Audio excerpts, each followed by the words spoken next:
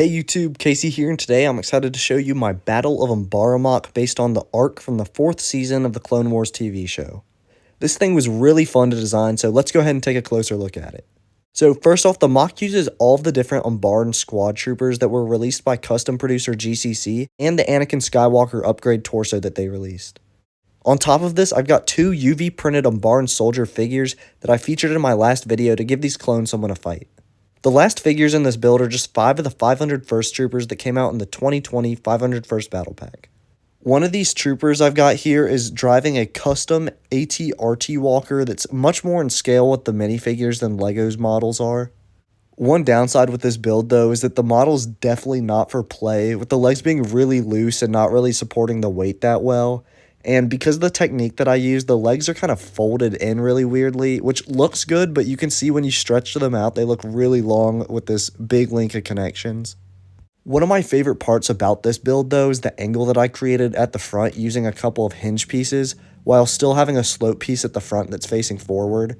I'm also really happy with how the turret came out at the front using a simple pole and Technic piece connection.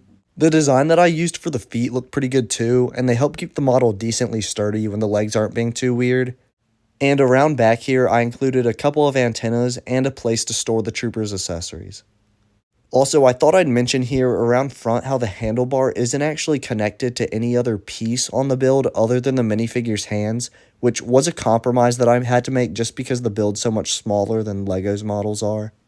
Looking at the full build though, you can see just how amazing it looks with all the 501st lined up on the walkway, taking notice of how the soldiers have just come out of the jungle. To build the walkway, I used a bunch of different slope pieces on their sides with darker gray plates to make this really cool pattern.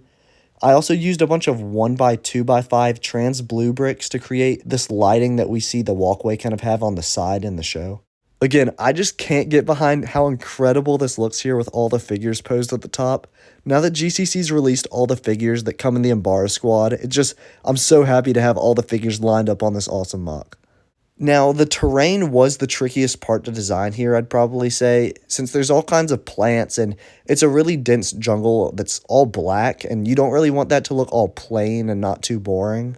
So what I ended up doing here was using a bunch of different horn pieces on top of 1x1 studs with holes in them so that you could kind of make it look like the ground's overgrown and kind of dense and jungly.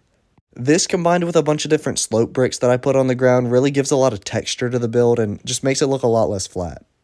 Now there's two different kind of plant pieces that you can see a lot in the background of the show, these being the big purpley pinkish looking ones and the big red thin ones.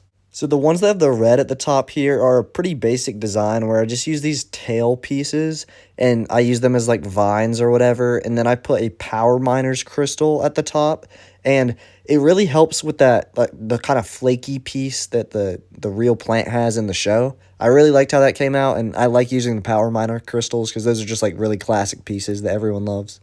The pinkish looking ones though were a lot harder to design as they curve over, which is a really hard shape to make in LEGO.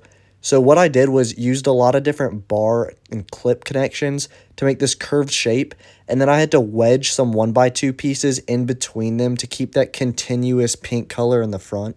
And this is one of the things I'm most proud with this build. I just love how the plants came out, and they really give a pop of color to everything else against the black. Now, the last thing to talk about here is the Vixis creature that's built into the ground.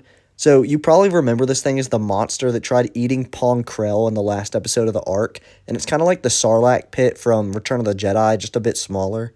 It's not too complicated of a build or anything, but it looks really great with all the tentacles and teeth coming out the ground. So overall, I'm really happy with how this thing came out, and I really hope y'all like it as well. But before I go, I just wanted to announce my next mock that I'm planning on building. Now, just to let y'all know, I haven't started building it at all, so this will probably take a good while to complete. But anyway, I'm planning on making a mock based on the Siege of Mandalore from the final arc of Clone Wars Season 7. If you want to see that mock right when it comes out, make sure to subscribe to this channel so that you can be one of the first people to see it. With that all said, remember that Christ is King, and may the Force be with you.